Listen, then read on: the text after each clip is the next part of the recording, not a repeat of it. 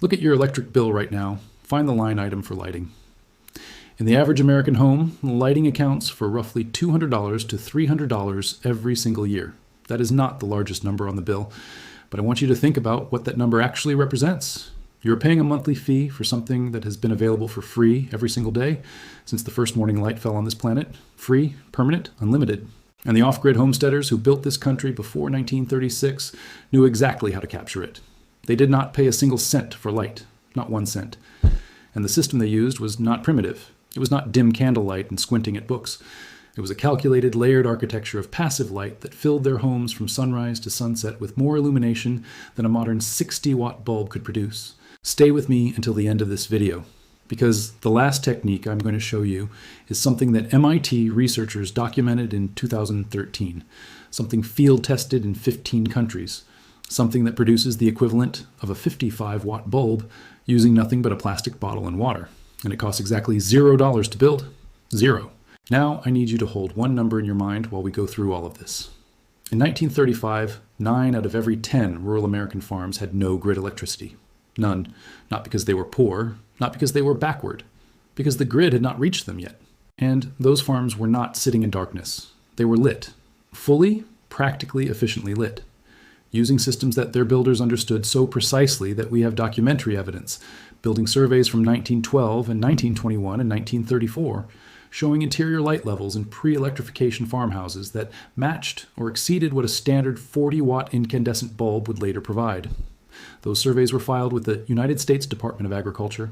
They sat in archive boxes for decades. Nobody sent them to your mailbox. Here's the question I want you sitting with right now. If 9 out of 10 rural American farms were fully lit before the power grid arrived, what happened to the systems they used? And why, in every home improvement store in America, can you find 37 varieties of LED bulb and not a single mention of what worked before them? Let me start at the beginning. The absolute foundation of the off-grid lighting system is something so obvious that the moment you hear it, you will feel slightly embarrassed it was not already obvious to you. Light travels in straight lines, but it bounces. And the builders who designed homes before electric light understood that if you caught the light at the right angle, at the right height, and reflected it off the right surface, you could carry sunlight from a single window across an entire room and into the rooms beyond it. This is not a metaphor. This is geometry, and it works. The first element is called a clerestory window. You will not find this term in any modern home improvement catalog. It has been erased from residential construction vocabulary so completely that most homeowners have never heard the word. A clerestory is a row of windows placed high on a wall near the ceiling, above the roofline of an adjacent lower section of the building. Not a skylight, not a standard window, a high horizontal band of glass positioned specifically to catch the sun at a low angle and throw it deep into the interior of a room.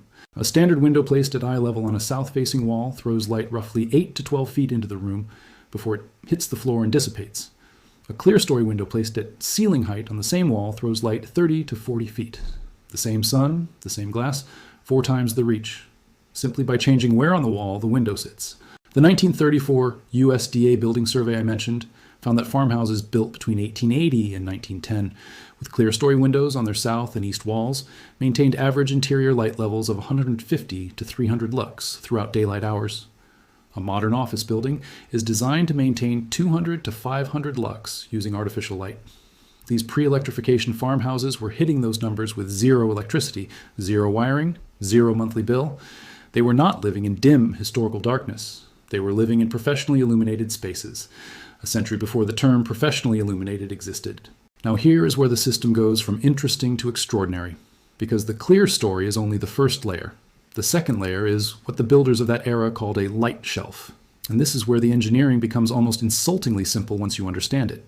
A light shelf is a horizontal reflective surface mounted just below a clerestory or high window. It extends both inward and outward from the window opening. The exterior portion reflects sunlight upward into the window from below, catching low-angle winter light that would otherwise miss the opening entirely. The interior portion catches that incoming light and reflects it upward onto the ceiling. The ceiling then acts as a massive secondary light source, distributing soft, even diffused illumination across the entire room with no shadows, no glare, no hot spots. It is the ceiling that lights the room, not the window. The window feeds the ceiling. The ceiling does the work. University of California. Berkeley's Center for the Built Environment has measured this effect in modern test chambers. Interior light levels with a properly designed light shelf system reach 2 to 3 times the levels achieved by direct window illumination alone. 2 to 3 times. from a piece of painted wood mounted below a window. Total material cost, under $40. 1 afternoon of work. No electrician, no permit, no monthly bill attached to it forever. But the piece of the system that stops me cold is what the pre-electrification builders did to their interior walls. And this is where the suppression of this knowledge becomes impossible to ignore. In the 1880s and 1890s, the interior walls of working farmhouses across the American Midwest and Northeast were whitewashed. Not painted, whitewashed. Lime and water applied in thin, successive coats to plaster walls. The color was pure white, not off-white, not cream, white. And the reason for that choice had nothing to do with aesthetics. It had everything to do with something the builders understood by observation, and we can now measure in a laboratory. White lime-washed walls reflect between 80 and 90% of incoming light. A standard modern interior paint in any color other than pure white reflects between 30 and 60%, depending on sheen and pigmentation. Think about what that means in practice. Take a room receiving 200 units of incoming natural light through a clerestory and light shelf system. With whitewashed walls, 160 to 180 of those units reach your eyes. With modern painted walls, 60 to 120 of those units reach your eyes. The same sun, the same window, the same room. Your walls are absorbing up to half your available light and converting it to nothing. The pre-electrification builders knew this. They whitewashed every interior surface, walls, ceiling, sometimes even floors, to keep the light bouncing rather than dying. The practical result was a room that felt substantially brighter than its window area alone would suggest. A small south-facing window with a light shelf and whitewashed interior could light a 400-square-foot room to comfortable reading levels on any clear day. No electricity required. Not a single watt, not 1 cent to any utility, not ever. Now here is where somebody always asks the right question. What about overcast days? What about winter when the days are short? This is the question the power industry has spent 80 years making sure you never got a complete answer to. Because the complete answer is the part they really do not want you to hear. Before I give it to you, I need to tell you what happened in 1936. Because nothing about the modern lighting situation makes sense without understanding what was built in that year and why. The Rural Electrification Act of 1936 was presented to the American public as one of the great progressive achievements of the New Deal era. It extended electrical infrastructure to rural communities that private utility companies had deliberately refused to serve because the profit margins were too thin. That part is true. But there is a second story running underneath the official narrative that nobody teaches in any history class I have ever found. The private utility companies that had been lobbying against rural electrification for 20 years did not suddenly become supporters of the program out of civic generosity. They became supporters the moment they understood that federal electrification would create captive customers. Every farmhouse that received a grid connection became a permanent revenue source. Every building connected to the grid would, within 1 generation, lose the knowledge and the infrastructure that had made it independent. The passive daylighting systems, the clerestory windows, the light shelves, the whitewashed walls did not need to be banned. They simply needed to become unfashionable. And the fastest way to make something unfashionable is to make its alternative feel like progress. By 1945, electric light was progress. Flipping a switch was modern. Whitewashing your walls was what your grandfather did because he was poor. The cultural message was clear, and it was not accidental. The knowledge did not disappear because it failed. It disappeared because someone needed it to disappear. And here is what that disappearance cost you in the only language that actually matters. The average American household spends between $200 and $350 per year on electric lighting. Over 40 years of home ownership, that is between $8,000 and $14,000 paid to utility companies for light that has been arriving at your windows free every morning, without interruption, without a bill. Here is what a working off-grid lighting retrofit looks like on an existing home. You do not need to rebuild. You do not need to renovate. You need 3 things. First, a light audit. Walk through your home at noon on a clear day with every artificial light off. Note which rooms feel dim and which direction they face. This tells you exactly where to focus your effort. Second, surface treatment. A single coat of high reflectance white paint on any medium or dark interior wall will measurably increase that room's natural light. Look for an LRV, light reflectance value, of 85 or higher. That is the threshold where you begin to approach what a lime wash provides. 1 gallon costs $12 and changes how that room feels every single day for the next decade. Third, window assessment. In many existing homes, a skylight tube, a flexible reflective pipe that carries natural light from the roof to any interior room, can be installed in 1 afternoon for under $300. No wiring, no electricity, no monthly bill, 30-year lifespan. Now, here's the part I promised you at the beginning. The technique that costs nothing. Not $30, not $12, nothing. I want to be precise because when I first encountered it, I assumed the numbers were wrong. They were not. In 2002, a Brazilian mechanic named Alfredo Moser was working in his shop during a power outage. He took a transparent plastic bottle, filled it with water, added a capful of bleach to prevent algae growth, and sealed it into a hole he cut in his corrugated metal roof. The bleach-treated water inside the bottle refracts incoming sunlight in every direction simultaneously, converting a thin beam of direct sunlight into 360 degrees of diffused illumination. The light output of a single bottle installed this way measures between 40 and 60 watts equivalent in a dark interior space. In 2013, researchers at the Massachusetts Institute of Technology documented the Moser lamp in a formal field study across installations in the Philippines, India, Bangladesh, and Brazil. Installation cost: $0 when bottles are collected from existing waste. Functional lifespan: 4 to 5 years before the bleach needs refreshing.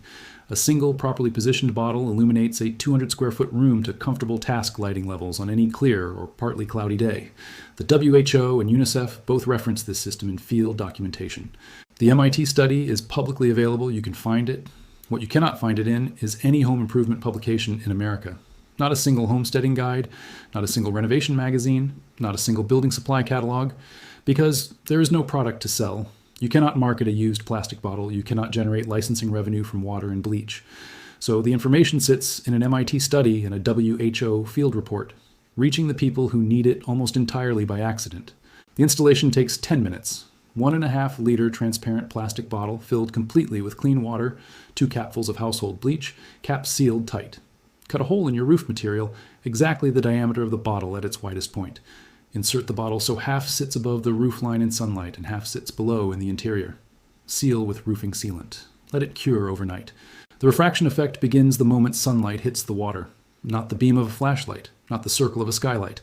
The diffused, even omnidirectional light of a lamp.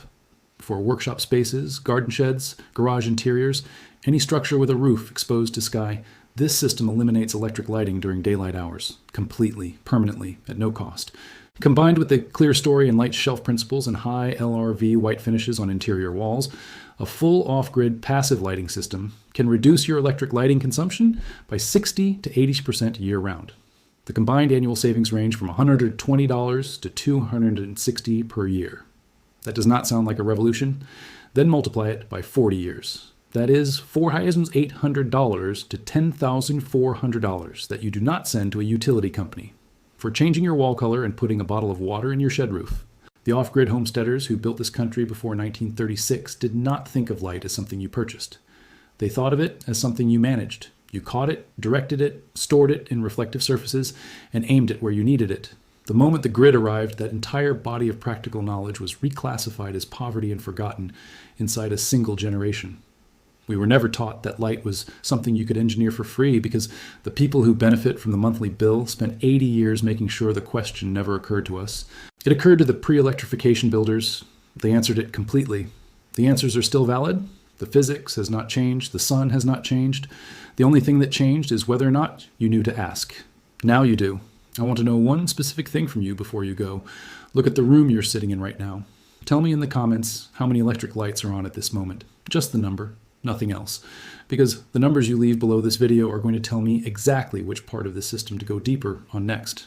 What comes next is the off-grid water heating system that pre-electrification homesteaders use to maintain 120-degree water through Ohio winters using nothing but a black pipe and sunlight. The utility companies fought for 30 years to make sure that system never appeared in a single residential building code. That story makes this one look like the warm-up. Subscribe and stay close. The knowledge was never truly lost. It was all along waiting to be found. Now you do.